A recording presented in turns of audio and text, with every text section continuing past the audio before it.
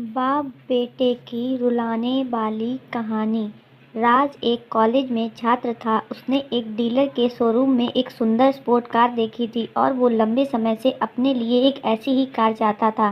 राज जानता था कि उसके माता पिता इसे खरीदने के लिए सक्षम हैं, इसलिए उसने उन्हें बताया कि उसे ये कार अपने ग्रेजुएशन कंप्लीट होने पर गिफ्ट के रूप में दें। देखते ही देखते वो दिन भी आ गया और पिता ने राज को अपने निजी कार्यालय में बुलाया। उन्होंने उससे कहा कि मुझे तुम्हारे जैसे अच्छे बेटे पर बहुत गर्व है। उन्होंने उसे बताया कि वह उससे कितना प्यार करता है और उसे एक प्यारा रैपर से लिपटा हुआ उपहार दिया। राज उस छोटे से गिफ्ट के डिब्बे को देख निराशा महसूस करने लगा, लेकिन वह जानने के लिए उत्सुक था कि ऐसा क्या था उस बॉक्स में। इसलिए उसने बॉक्स तुरंत खोला। उसमें एक लाल कपड़े से लिपटी भागवत गीता देखी। आप इतने अमीर हैं, आप मुझे केवल एक गीता दे रहे हैं। काफ़ी गुस्से में अपने पिता पर वो चिल्लाया और अपनी नाराज़गी और गुस्से के बस में आकर न आओ देखा न ताओ तुरंत घर छोड़ दिया। काफ़ी साल बीत गए। राज अब एक सफल व्यवसायिक बन गया था।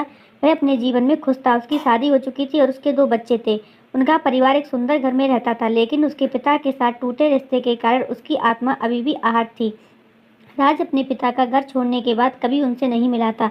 राज को उस दिन के बाद अपने पिता को न मिलने का पछतावा हमेशा रहने वाला था, क्योंकि एक दिन उसे एक पत्र मिला जिसमें उसके पिता के निधन की खबर थी और साथ ही ये बताया गया था कि उन्होंने अपने जीवन भर की पूंजी वसीयतनामा के अनुसार अब राज के नाम कर गए थे। अपने पिता की सारी संपत्ति विरासत में मिली तब राज अपने पिता के घर पहुंचा और कुछ महत्वपूर्ण कागज की तलाश करने लगा और गलती से उसे वही भागवत गीता का उपहार लिपटा हुआ मिला, जिसे देख उसे फिर उस उदासी का एहसास हुआ। उस गीता को उसने अच्छे से देखा तो उस पर अपने पिता की हैंडराइटिंग में कुछ लिखा था। पाया उस पर लिखा था, मैं खुद को बेचकर भी अपना हर सपना पूरा करूंगा तेरा, बस तू सपने जरा बड़े देखना। जिंदगी को सबसे पहले दोस्त तेरा। ये कविता पढ़ी ही थी कि अचानक उस किताब से एक चाबी गिरी, जिसके ऊपर लगे टैग पर उसमें ग्रेजुएशन होने की तारीख के साथ कंग्रेचुलेशन आई लव यू लिखा हुआ था।